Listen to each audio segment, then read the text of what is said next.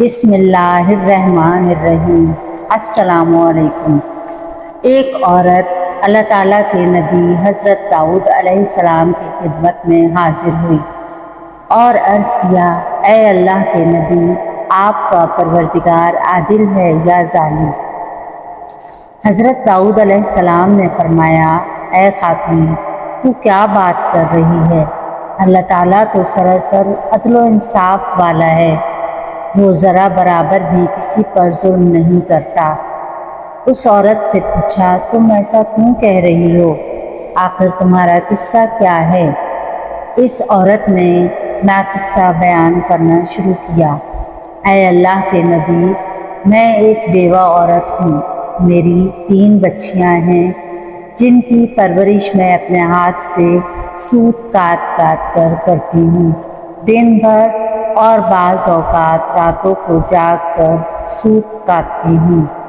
گزشتہ روز میں اپنا کٹا ہوا سوت ایک سرخ کپڑے میں باندھ کر اسے بیچنے کے لیے بازار جانا چاہتی تھی تاکہ اس کی آمدنی سے بچیوں کے کھانے پینے کا بندوبست کروں، لیکن اچانک ایک پرندہ مجھ پر ٹوٹ پڑا اور سرخ کپڑے کا ٹکڑا جس میں نے سوت باندھ رکھا تھا، اسے گوشت کا ٹکڑا سمجھتے ہوئے لے اڑا۔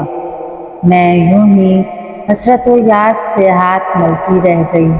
اب میرے پاس کچھ بھی نہیں کہ اپنی بچیوں کو کھانا کھلا سکوں۔ ابھی عورت حضرت داؤد علیہ السلام سے اپنی داستان بیان کر رہی تھی، اتنے میں آپ کے دروازے پر دستک ہوئی۔ اللہ تعالیٰ کے نبی حضرت داؤد علیہ السلام نے آنے والے کو گھر میں داخل ہونے کی اجازت فرمائی۔ اجازت ملتے ہی 10 تاجر یکے بعد دیگرے اندر داخل ہوئے، جن میں سے ہر ایک کے ہاتھ میں 100 دینار تھے۔ تاجروں نے عرض کیا، اللہ تعالیٰ کے نبی، ہمارے ان دیناروں کو ان کے مستحق تک پہنچا دیں۔ حضرت داؤد علیہ السلام نے ان سے پوچھا، میرے پاس یہ مال حاضر کرنے کا سبب کیا ہے؟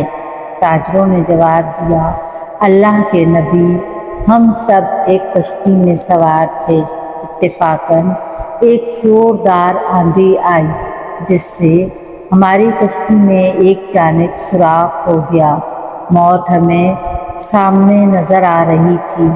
ہم نے نظر مانی کہ اگر اللہ تعالیٰ ہمیں اس طوفان سے نجات دے دے تو ہر شخص 100 دینار صدقہ کرے گا۔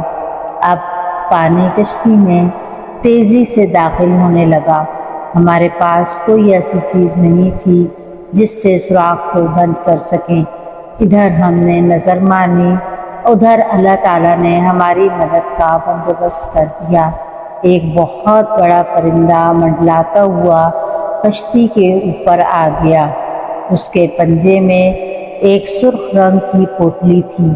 اس نے دیکھتے ہی دیکھتے پوٹلی کشتی میں پھینک دی۔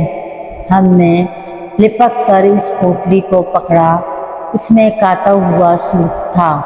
ہم نے فوراً اس سے کشتی کا سوراخ بند کیا اور اس میں داخل شدہ پانی کو ہاتھوں سے باہر پھینکا۔